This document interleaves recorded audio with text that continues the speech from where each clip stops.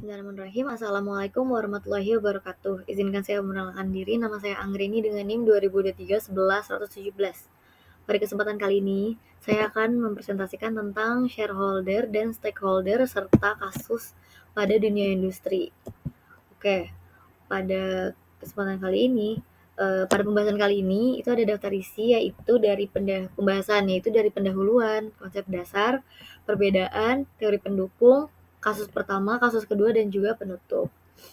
Oke, untuk pendahuluan itu, dalam manajemen teknik, setiap keputusan bisnis dan teknis itu nggak hanya berdampak pada nilai finansial perusahaan, tapi ada juga pihak-pihak yang terlibat di dalam maupun di luar perusahaan. Nah, di sini itu muncul ada dua konsep penting dalam suatu tata kelola perusahaan modern, yaitu shareholder dan stakeholder. Nah, menurut Friedman 1970, tujuan utama sebuah perusahaan adalah memaksimalkan keuntungan bagi pemegang saham, yaitu shareholder. Namun, Freeman berkata pada tahun 1984 itu menekankan bahwa keberlanjutan perusahaan itu hanya bisa dicapai apabila memperhatikan kepentingan semua pihak yang berkepentingan atau stakeholder. Jadi dalam prakteknya itu ada dua kepentingan. Ini seringkali bertentangan. Dalam manajemen itu harus menyeimbangkan antara mengejar keuntungan atau profit dan juga menjaga tanggung jawab sosial atau sustainability. Nah, keseimbangan ini itu menjadi tantangan utama manajer teknik karena keputusan teknis itu seperti desain produk, efisiensi energi, ataupun biaya produksi itu sering membawa dampak langsung terhadap kedua belah pihak. Oke, selanjutnya konsep dasar. Nah, di sini tuh membahas tentang definisi dan juga kenapa penting di dalam manajemen teknik. Oke, pengertian shareholder atau pemegang saham ya adalah individu atau institusi yang memiliki bagian kepemilikan di perusahaan melalui saham. Nah, mereka itu punya hak finansial atau dividen, peningkatan nilai saham, dan juga suara dalam kebijakan perusahaan. Selanjutnya ada stakeholder atau pemangku kepentingan. Nah, semua pihak yang secara langsung atau tidak langsung itu dipengaruhi oleh aktivitas perusahaan, yaitu karyawan, pelanggan, pemasok, komunitas lokal, dan juga pemerintah, serta lingkungan ya, dan juga pemegang saham itu sendiri. Lalu, kenapa sih shareholder dan stakeholder ini tuh penting di manajemen teknik? Nah, dalam bidang teknik itu, ini tuh merupakan keputusan teknis atau desain, ya, misalnya tuh di desain produk, proses manufaktur, sistem kontrol, efisiensi, serta keamanan. Nah, itu berdampak ke biaya dan keuntungan, yaitu shareholder dan juga keamanan pekerja, kualitas produk, dampaknya itu masuk ke stakeholder. Nah, kalau manajer teknik cuman fokus ke efisiensi dan biaya rendah, bisa jadi nanti ada pengabaian terhadap keselamatan, kualitas, ataupun regulasi yang resikonya tuh bakalan tinggi ke proyek dan juga ke perusahaan. Selanjutnya, ada pun perbedaan shareholder dan stakeholder. Ada beberapa aspek dari fokus utamanya. Kalau shareholder itu lebih ke keuntungan finansial, sedangkan stakeholder itu ke nilai sosial dan lingkungan. Nah, untuk orientasi waktu, kalau shareholder itu jangka pendek. Nah, kalau stakeholder itu untuk jangka panjang. Lalu untuk ukuran keberhasilan. Nah, kalau shareholder itu ROI, harga saham. Kalau stakeholder itu kepuasan sosial dan juga keberlanjutan. Lalu aspek tanggung jawab. Nah, kalau shareholder itu ke investor, sedangkan kalau stakeholder itu ke semua pihak terkait atau seluruh pihak terkait. Selanjutnya itu resiko konflik. Kalau shareholder itu mengabaikan etika sosial, sedangkan kalau stakeholder itu mengorbankan efisiensi keuangan. Oke, untuk teori pendukungnya itu ada beberapa di sini, yaitu dari shareholder theory dari Milton Friedman tahun 1970. Nah, teori ini tuh menegaskan kalau tanggung jawab sosial perusahaan itu adalah meningkatkan keuntungan bagi pemegang saham selama tetap mematuhi hukum.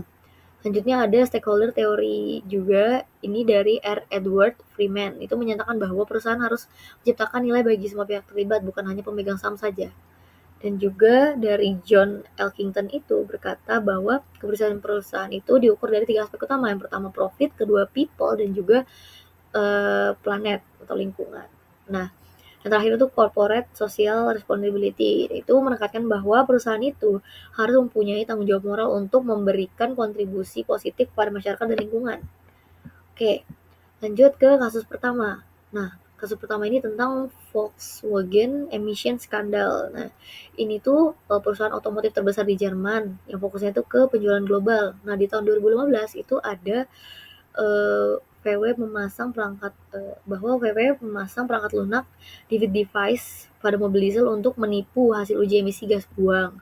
Nah, konfliknya di sini tuh ada manajemen ingin menekankan biaya penelitian dan meningkatkan laba dengan cepat. Target pasar Amerika itu menuntut mobil efisien dan ramah lingkungan tanpa menambah biaya besar. Nah, sedangkan di stakeholder itu konsumen, pemerintah, dan masyarakat merasa tertipu karena emisi sebenarnya jauh melebihi standar lingkungan. Nah, dampak yang terjadi itu adalah kerugian finansial mencapai lebih dari 30 miliar dolar Amerika Serikat. Lalu reputasi global VW sempat hancur serta kepercayaan stakeholder dan juga beberapa eksekutif di hukum pidana. Nah, penyelesaiannya ini itu adalah VW itu mengeluarkan kebijakan Green Transition Plan, fokus untuk kendaraan listrik dan juga energi besi. Lalu perusahaan itu meningkatkan transparansi dengan laporan tahunan sustainability report dan menambah komite environmental responsibility. Kasus ini itu menjadi contoh klasik bahwa mengabaikan stakeholder itu akan menghancurkan nilai shareholder-nya itu sendiri. Lalu analisisnya ini dalam stakeholder manajemen teknik, pengembang sistem kontrol emisi harusnya itu bisa jadi proyek berorientasi etika teknik. Keputusan teknis tidak boleh hanya mengejar efisiensi biaya, tapi juga keselamatan dan tanggung jawab sosial. Oke, selanjutnya kasus kedua itu ada Boeing 737 MAX krisis di tahun 2018 sampai 2020. Nah, latar belakangnya ini tuh Boeing itu kan merancang pesawat 737 MAX untuk bersaing dengan Airbus A320 Neo. Tapi sistem kontrol otomatis atau MCAS bermasalah. Jadi ada 2 kecelakaan fatal, yaitu dari maskapai Lion Air dan juga Ethiopian Airlines. Nah, konflik yang terjadi itu di shareholder-nya itu tekanan besar agar Boeing meluncurkan pesawat cepat tanpa menunda produksi demi mempertahankan saham dan juga pangsa pasar. Lalu di stakeholder-nya itu, pilot, regulator penerbangan dan juga penumpang itu jadi korban karena sistemnya itu tidak diuji secara sempurna. Lalu dampaknya itu lebih dari 300 jiwa tewas dan semua pesawat 737 MAX di seluruh dunia itu dilarang terbang sementara. Lalu kerugian perusahaan mencapai 20 miliar dolar Amerika Serikat. Lalu juga harga saham sempat anjlok hampir 25%. Itu tandanya harga saham itu anjlok seperempat persen. Oke, penyelesaiannya di sini itu Boeing melakukan restrukturisasi total manajemen keselamatan dan etika teknik. Lalu juga didirikan produk dan safety oversight komit untuk memastikan kepatuhan teknis. Lalu juga fokus baru pada stakeholder center engineering. Keselamatan menjadi prioritas utama dalam setiap keputusan teknis. Nah, analisisnya di sini itu kan Boeing itu kan menunjukkan bahwa mengutamakan kepentingan shareholder karena itu profit target waktu tanpa diuji lagi keamanannya dan akhirnya ujungnya itu fatal. Lalu manajer teknik itu harus mengedepankan integritas dan tanggung jawab sosial dibanding tekanan bisnis. Untuk sumber jurnal itu dari Volkswagen menggunakan perangkat lunak untuk menipu hasil Houghton 2012, Rhodes 2016. Lalu orientasi profit menyebabkan kelalaian terhadap faktor keselamatan penerbangan. Gales 2020 dan Zimmerman 2020. Oke, sekian, terima kasih. Mungkin itu saja yang dapat saya sampaikan. Kurang lebihnya saya mohon maaf. Wabillahi taufiq wal hidayah. Wassalamualaikum warahmatullahi wabarakatuh.